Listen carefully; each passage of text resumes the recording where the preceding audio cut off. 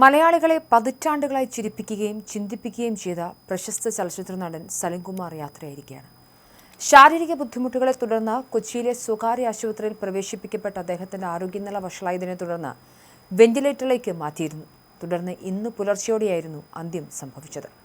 ഭൗതിക ശരീരം ഇന്ന് രാവിലെ 9 മണി മുതൽ പറവൂർ ടൗൺ ഹാളിൽ പൊതുദർശനത്തിന് വയ്ക്കും.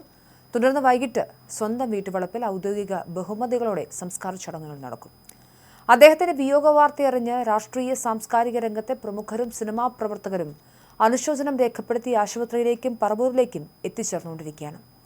ദീർഘകാലമായി കടുത്ത കരൾ രോഗബാധിതനായിരുന്നു സലിംകുമാർ. രോഗം മൂർച്ഛിച്ചതിനെ തുടർന്ന് അദ്ദേഹം മുൻപ് കരൾ മാറ്റിവെക്കൽ ശസ്ത്രക്രിയയ്ക്ക് വിധേയനായിരുന്നു.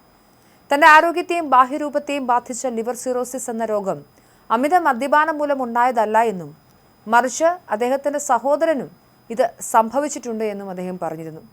തനിക്ക് പാരമ്പര്യമായി ലഭിച്ച അസുഖമാണിതെന്നും ഒരു തുള്ളി മദ്യം പോലും കഴിക്കാത്ത, ഒരു ചായ പോലും കുടിക്കാത്ത തന്റെ സ്വന്തം സഹോദരനും ഇതേ അസുഖം ബാധിച്ചിരുന്നെന്ന വസ്തുത ചൂണ്ടിക്കാണിച്ചാണ് തനിക്കെതിരെ ഉയർന്ന വ്യാജ പ്രചരണങ്ങൾക്ക് അദ്ദേഹം മുൻപ് മറുപടി നൽകിയത്.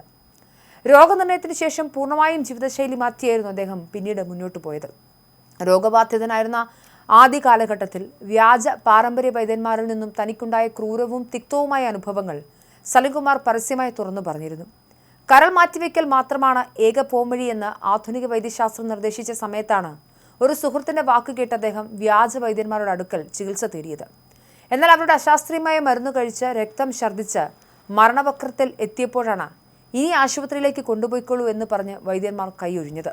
തുടർന്ന് കൊച്ചിയിലെ അമൃത ആശുപത്രിയിൽ എത്തിച്ച് അടിയന്തര വിദഗ്ധ ചികിത്സയും കരൾ മാറ്റിവെക്കൽ ശസ്ത്രക്രിയയും കൃത്യസമയത്ത് നൽകിയതുകൊണ്ട് മാത്രമാണ് തന്റെ ജീവൻ തിരികെ ലഭിച്ചതെന്ന് അദ്ദേഹം ഒരിക്കൽ പറഞ്ഞിരുന്നു.